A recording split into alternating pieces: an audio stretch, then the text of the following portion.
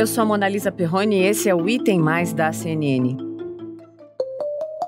E vem aí mais um dia de muito calor em praticamente todo o país, hein? Setembro foi o mês mais quente já registrado no mundo, segundo dados divulgados hoje por um centro de pesquisas europeu da Comissão Europeia. O aumento da temperatura, caracterizado pelo centro como anomalia da temperatura global, foi constatado principalmente na América do Sul, Austrália, Oriente Médio e na costa norte da Sibéria, assim como em toda a Europa. O Instituto Nacional de Meteorologia classificou como um grande perigo essa onda de calor que deve durar aí cerca de 5 dias. As temperaturas devem estar pelo menos 5 graus mais altas que o normal. E existe, segundo a instituição, risco de morte, olha só, por hipertermia, né, que é quando a temperatura corporal fica muito acima do que o normal, prejudicando então a saúde, tendo esse risco de morte. Segundo os meteorologistas, o recorde de calor pode ser quebrado em várias cidades do país, em regiões diferentes, com temperaturas que podem variar entre 40 e 45 graus. 2 de outubro de 2020, cidade de Morretes, no Paraná, 42,9 graus. Cidade de registro em São Paulo, 42,8 graus.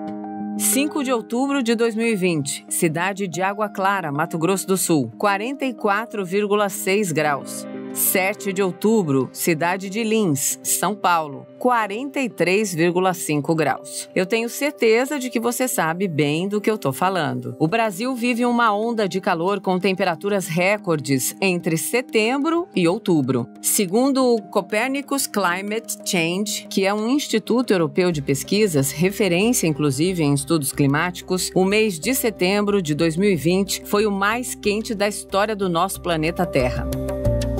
É exatamente isso que você ouviu, na história do planeta. Aqui no Brasil, as temperaturas altas influenciam nas queimadas da Amazônia e do Pantanal, segundo esse Instituto de Estudos Climáticos Europeu.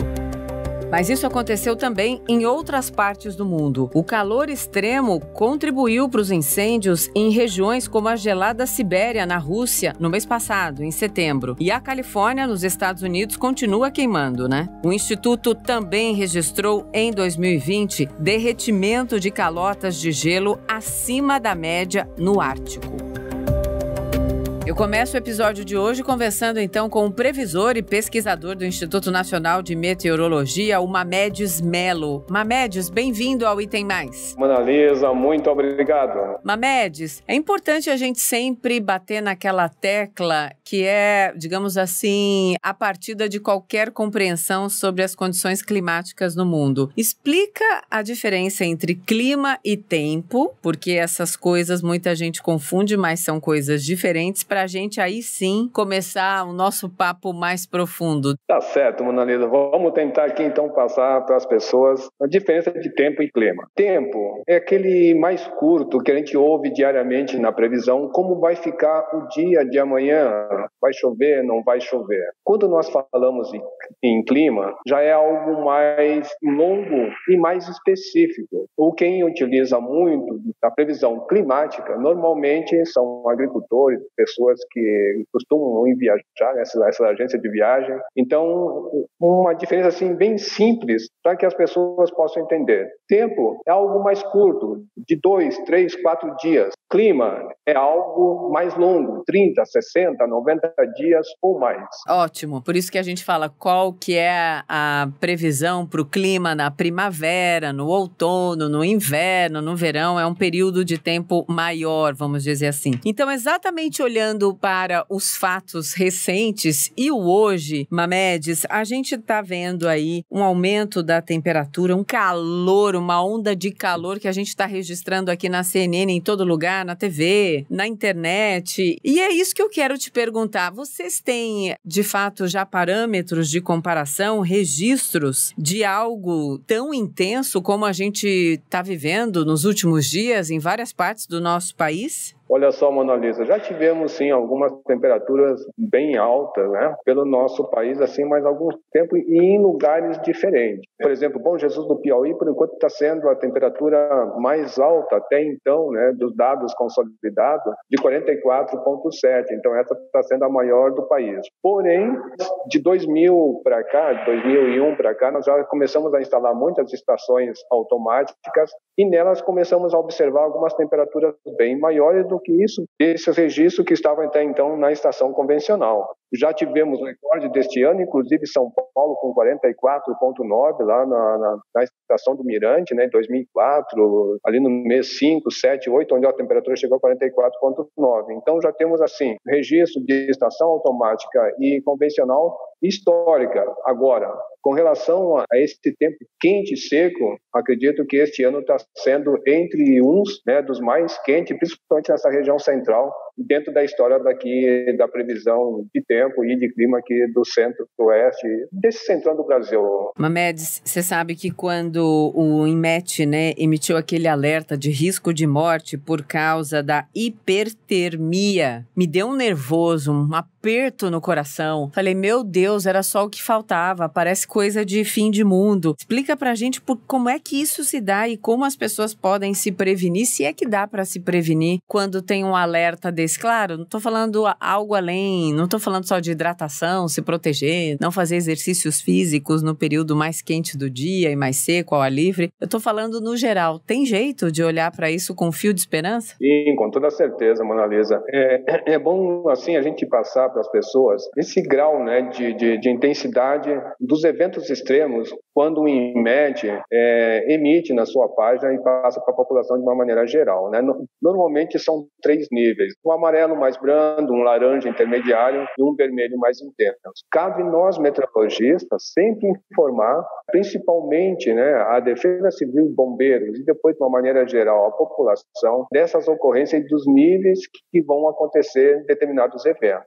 Quando nós emitimos esse aviso meteorológico de onda de calor no início desta semana, de cor vermelho mais intenso, nós estávamos prevendo que realmente esse ar mais quente, de uma maneira simples de falar, ia ficar meio que aprisionado no interior do Brasil e que essa temperatura iria aumentar. E realmente isso veio a acontecer, e dentro desses níveis extremos, Mona Lisa, quem determina atrás disso vem a Defesa Civil, que vai dar, assim, o norte do que as pessoas deveriam fazer, ou devem fazer, e do risco que pode acontecer. Agora, é claro, né? Falando como um cidadão comum, quando eu vejo algo de extremo assim, a gente vai ver qual é o evento que vai acontecer e a maneira de como eu posso me proteger.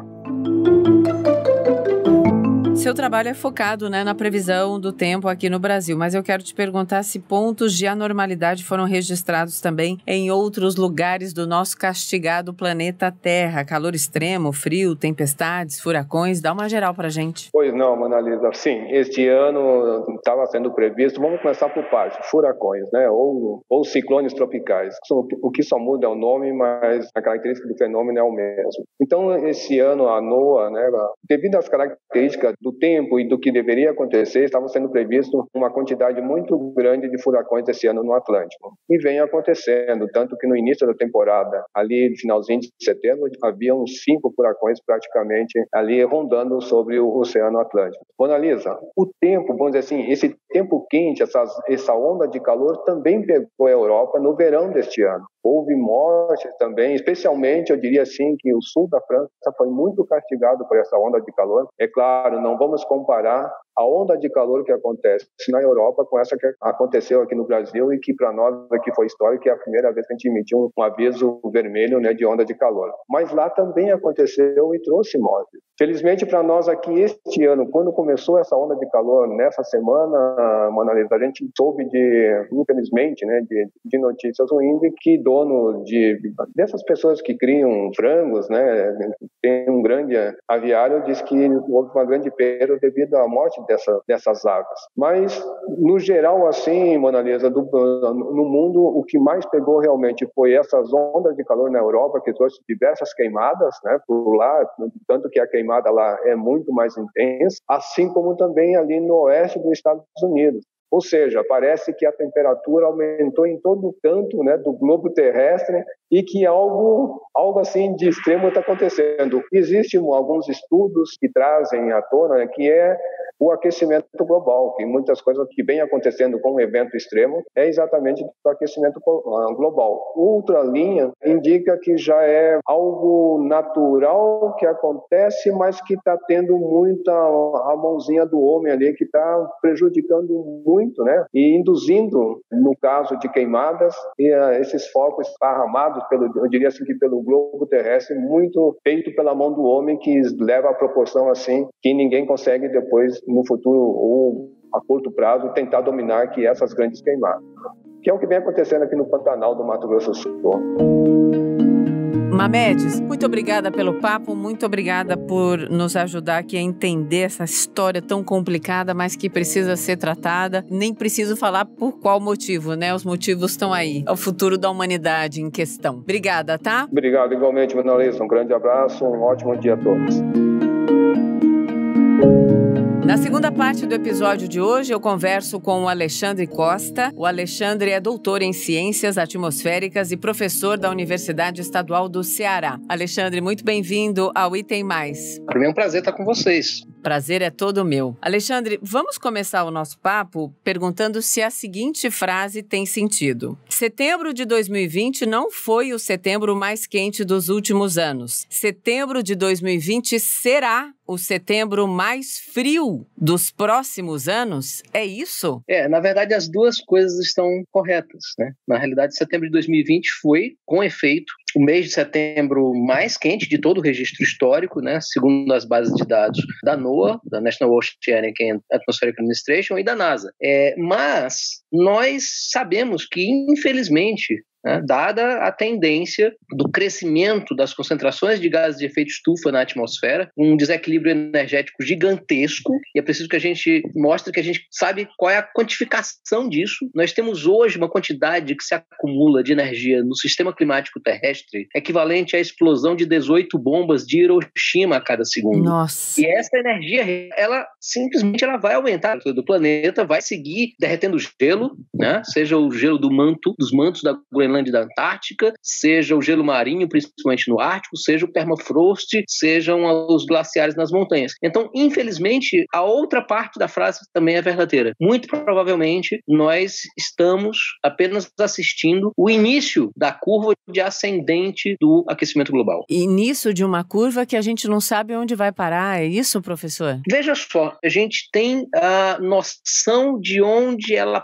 pode nos levar, a depender dos cenários. Em cenários de altas emissões, seguindo o que a gente chama, né, do business as usual, né, seguindo a lógica de uso intensivo de combustíveis fósseis, seguindo com o desmatamento, né, com o avanço do desmatamento e outras fontes de emissão, lamentavelmente, a tendência é que o planeta aqueça algo em torno de 4,5 graus Celsius até o final do século. No entanto, em outro cenário, no outro extremo, se a humanidade, digamos assim, criasse juízo, se os governos garantissem uma base de cumprimento de acordos, como o Acordo de Paris, nós poderíamos sim conter o aquecimento global abaixo de 2 graus Celsius e, pelo menos em tese, ainda seria até possível limitar esse aquecimento global a 1,5 grau acima dos níveis pré-industriais. Então, a gente sabe, dentro de diferentes cenários, onde é que isso pode nos levar. A grande questão é que falar da temperatura média somente é muito pouco, porque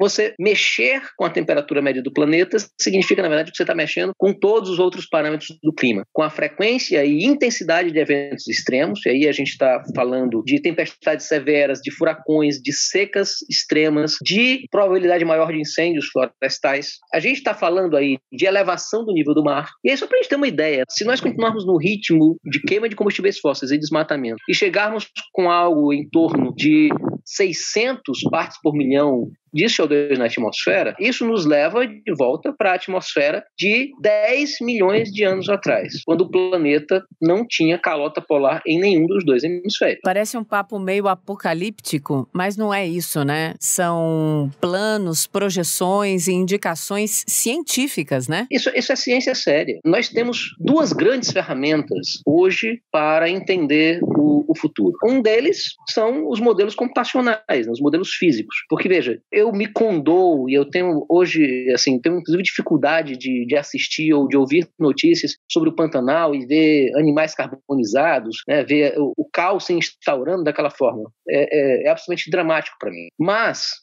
na terra de mentirinha, digamos assim, que é simulada dentro dos modelos computacionais com os quais nós trabalhamos, eu não tenho nenhum problema em arrancar de uma vez a Amazônia de dentro desses modelos, né, a Amazônia simulada. Não tenho problema em duplicar instantaneamente o CO2 dentro desses modelos. Esses modelos têm uma base física bastante robusta, bastante complexa. Eles são capazes de representar o clima do presente e o clima histórico, então nós temos muita confiança na habilidade deles de projetar o clima futuro. Mas mais do que isso, nós temos uma outra grande fonte de informação, que se chama paleoclimatologia.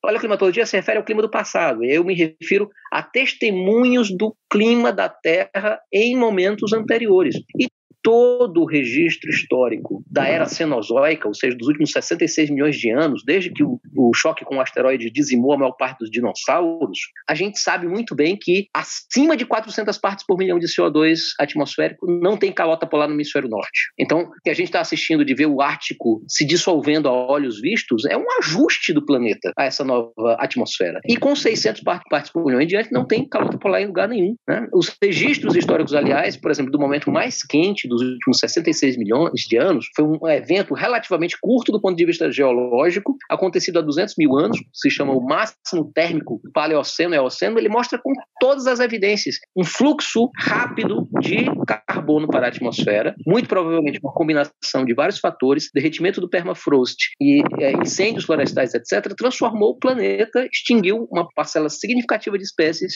e transformou largas áreas dos trópicos em regiões de deserto, semideserto ou savana. Olha o tamanho do que está em jogo, né? Então, assim, isso não é discurso, isso não é ideologia, isso é fato. Sim. E, professor, a gente tá vendo, tá acompanhando, tá noticiando todo santo dia aqui na CNN, em todas as nossas plataformas, vamos dizer assim, essa onda de calor recorde e também as queimadas recordes, infelizmente, na Amazônia e no Pantanal. Como é que esses eventos se relacionam? Isso já tem a ver com o que o senhor acabou de dizer sobre o aumento da temperatura média? Veja, no caso da Amazônia especificamente, a relação não é ainda de mão dupla. O que é que eu quero dizer com isso? Eu quero dizer que o ambiente da Amazônia ainda é, por enquanto, um ambiente hiperúmido, no qual não há condições espontâneas de combustão de matéria orgânica. Então, isso é muito evidente. Todas as queimadas na Amazônia são provocadas, deliberadamente iniciadas, mas, no caso do Pantanal especificamente, embora haja indícios, né, de que essas queimadas também foram provocadas, mas no caso específico do Pantanal e também do Cerrado, que são biomas que têm uma estação seca bem caracterizada e, lamentavelmente, por conta do aquecimento global cada vez mais prolongada, nesse caso a gente tem sim já uma influência, né, das mudanças globais, do aquecimento do planeta sobre a incidência desses incêndios. Sobre a Amazônia, no entanto, o que a gente pode dizer é o seguinte, é que a perda de carbono que ora está acumulado no solo e na vegetação da floresta, esse carbono indo para a atmosfera, ele tem condições de, lamentavelmente, impulsionar o aquecimento global num nível bastante acelerado. Para que a gente tenha uma ideia do que está em jogo aí, né? Muitas vezes vem a história, a Amazônia não é o pulmão do mundo, mas o problema da Amazônia não é O2, ou seja, não é oxigênio. O problema da Amazônia é o perigo de CO2. Porque se você queimar toda a matéria orgânica que está na Amazônia, você coloca simplesmente 50 partes por milhão de CO2 na atmosfera, e isso equivale a 10 anos de emissões antrópicas. Então é como se a gente estivesse com uma bomba de carbono, né? Quando a gente tem um governo que deliberadamente confronta o INPE, tenta sabotar toda uma estrutura de monitoramento e de proteção bastante séria, que envolve o monitoramento do INPE, as ações do IBAMA e de outros órgãos de fiscalização. Isso, na verdade, significa armar uma bomba de carbono. Não é algo muito grave isso que está acontecendo aqui no nosso país. A gente também tem noticiado, eu tenho a sensação de que é com mais frequência, mas pode ser só uma sensação de quem não é especialista. A gente tem noticiado demais esses fenômenos aí recentes no Brasil que tem a ver com as tais emergências climáticas como os ciclones. Parece, para mim, que eles estão mais recorrentes. É só uma percepção minha? Olha, no caso dos ciclones no Brasil, a gente ainda não tem dados que permitam fazer uma atribuição. Embora a gente gente fala aí de dois tipos de ciclones, né? Os ciclones extratropicais, como o caso lá do ciclone Bomba, que chegou ao sul do país recentemente. Existe uma relação, sim, entre aumento da frequência desses ciclones e aquecimento global. E qual é a relação entre eles? É que os polos estão aquecendo mais rapidamente do que o Equador. E a circulação geral da atmosfera, que em geral é uma circulação com ventos soprando na direção leste-oeste, no caso das latitudes médias, o vento sopra de oeste para leste, o que acontece aí é que quando a diferença de temperatura entre as latitudes baixas, ou seja, os trópicos, e os polos, que estão aquecendo mais rapidamente, essa diferença diminui, essa circulação, que a gente diz zonal, né, nessa direção leste-oeste, ela começa a ser cada vez mais perturbada, ela começa a ter flutuações, ondulações, e essas ondulações podem chegar ao ponto de se fecharem, formando justamente os ciclones extratropicais. Então, sim, esperamos que a frequência deles, lamentavelmente, aumente. Mas, fora isso, tem algo que é mais grave ainda, que são chamados ciclones tropicais, que recebem o nome de furacões na bacia do Atlântico, tufões no Pacífico Oeste, ou simplesmente ciclones no Oceano Índico. Esses fenômenos aí, eles têm uma relação direta com a temperatura da superfície do mar. Quanto mais quente os oceanos, maior a incidência desses fenômenos e maior a chance da intensificação rápida desses processos. Justamente porque você tem água quente que produz vapor e que vai alimentar essas grandes tempestades, né? Ou, visto de outra forma, né? Visto da minha perspectiva como físico de formação, você tem um reservatório térmico e aí você transforma uma energia térmica em energia cinética, né? Energia de movimento. Então, você produz ventos cada vez mais violentos, ciclones cada vez mais destrutivos e capazes de produzir chuvas em cada vez maior quantidade. Isso aí já é observado na bacia do Atlântico Norte, né? Caribe e Golfo do México. Isso que está acontecendo aí com muita frequência. A gente chegou a um furacão de categoria 4, já usando as letras gregas, que já são as letras de reserva da Organização Meteorológica Mundial, para você ter uma ideia, né? O Delta, que aconteceu, né? Se formou agora recentemente. E isso já era sabido, a gente já sabia que isso ia acontecer. Professor, para ter um fio de esperança, é claro, preciso também olhar para a questão das temperaturas, essas mudanças bruscas de temperatura, né? Só para pontuar algumas regiões brasileiras em agosto, com recorde de frio e depois logo em seguida, no outro mês, com temperaturas altíssimas. Enfim, isso é tão rápido assim a mudança. E olhando para a questão das temperaturas, se a gente pode... Eu perguntei agora há pouco, né, para o senhor se a gente já estava no que a gente considerava já a inclinação mais perigosa da tal curva, e eu preciso de esperança para perguntar para o senhor se é possível reverter esse estado de coisas aí que o senhor já se referiu. Olha, é possível achatar a curva. Alguns danos ao sistema climático, lamentavelmente, já são irreversíveis. Eu, por exemplo, acho que boa parte da perda do Ártico não tem volta. Danos a corais tropicais, em grande medida, são irreversíveis. Se nós chegarmos a 1,5 graus, a gente coloca 70% dos corais tropicais em risco de branqueamento e morte. 70%. E os corais são base de boa parte da biota marinha. Importante que a gente lembre disso. Com 2 graus, a gente leva todos os corais a esse limite de estresse. Então, tem várias coisas que ou são irreversíveis ou são muito difíceis de serem revertidas. Mas é aquela história. É como se a gente estivesse enfrentando, e a gente precisaria entender isso. É como se a gente estivesse enfrentando uma grave doença que, lamentavelmente, pode deixar sequelas, mas a gente quer manter o organismo vivo e com o máximo de redução dos danos, não é isso? Então, isso ainda é possível, perfeitamente possível. Se os países respeitassem o Acordo de Paris, pelo menos o limite de 2 graus Celsius, que não é o ideal, mas evita uma catástrofe de proporções bíblicas, né, digamos assim, a partir da qual a própria civilização humana não seria capaz de dar conta, né? Isso ainda está nas nossas mãos, completamente nas nossas mãos. O que precisa ficar muito evidente, no entanto, é que não dá mais para a gente ter governante dizendo que aquecimento global não existe, que é uma farsa inventada pelos chineses, ou outro dizendo que as florestas brasileiras estão protegidas como nunca. É preciso parar com o negacionismo, né? O negacionismo mata.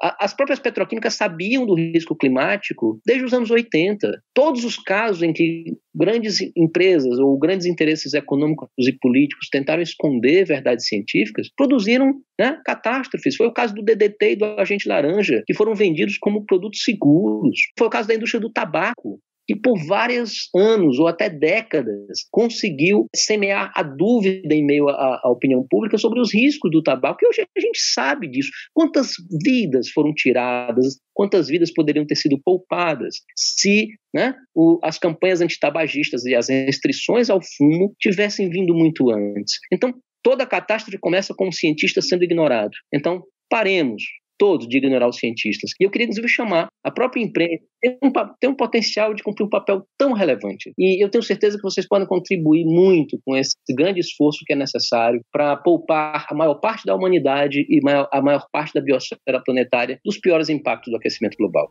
É isso aí, o fio de esperança para fechar o nosso papo. Muito obrigada, professor. Bom fim de semana. Forte abraço para você e para todo mundo que está ouvindo a gente. Até a próxima. Depois do feriadão, então, esse papo profundo para a gente colocar na cabeça e no coração e prestar atenção na questão climática aqui no Brasil e no mundo. Amanhã tem mais papo importante, então até amanhã para a gente se ouvir de novo. Tchau!